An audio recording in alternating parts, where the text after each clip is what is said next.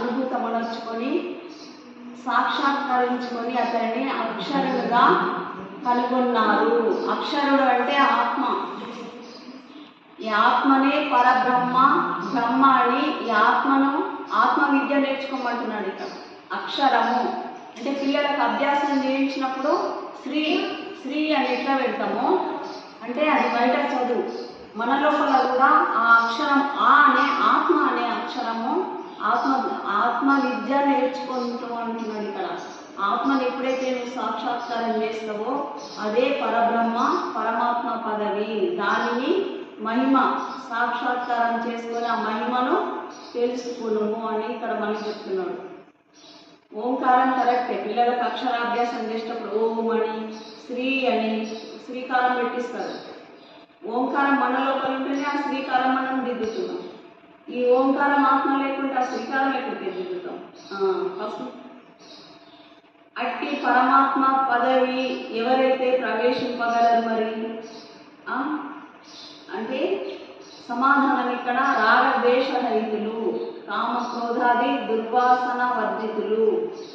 ఎవరైతే రాగము కపటము ద్వేషాలు కోపాలు కోరికలు లేవో అటువంటి వారే ఆత్మను దర్శించుకోగలరు. అంటే పరబ్రహ్మ సాక్షాత్కారం పరమాత్మని.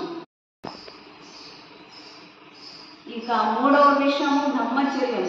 ఏ పరమాత్మ పదము అభిలషించుతూ జనులు బ్రహ్మచర్యం అనుష్ఠించుచున్నారో అది దైవ ప్రాప్తికి మోక్షములకు బ్రహ్మచర్యము చాలా అవసరమని ఇక్కడ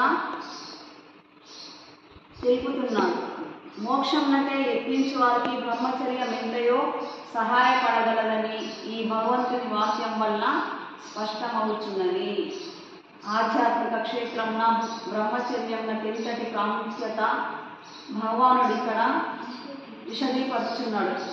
కాయికంగా అంటే వాచకంగా మానసికంగా విషయ సంపర్కం లేకుండా బ్రహ్మమని చిత్తమును లగ్నం చేయుట ఇదే బ్రహ్మచర్యం అనబడును. బ్రహ్మచర్యం అంటే వ్రత చూడమని అంటే ఎక్కువ మాట్లాడకపోవడం, అనవసర విషయాలు మాట్లాడకపోవడము, ఇతర వేరే అవి ప్రాపంచిక దృశ్యాలు చూడకపోవడము, కోరికలో అతిగా ఉండకపోవడము, ఇవి బ్రహ్మచర్య వ్రతం అంటారు. అంటే బ్రహ్మచర్య వ్రతం అంటే బ్రహ్మం నందు ఉపాసించుట, పరమాత్మ యందు ఉపాసించుట బ్రహ్మోపాసనమని అంటారు. ఇది ఎంత ముఖ్యమో దానివల్ల ముముక్షులు విశ్వాసము చాలా గట్టి పట్టుదలతో నియమాలతో ఉంటారని ఇక్కడ కఠోపనిషత్తులో కూడా ఇక్కడ దాని గురించి కూడా కొద్దిగా ఇచ్చింది.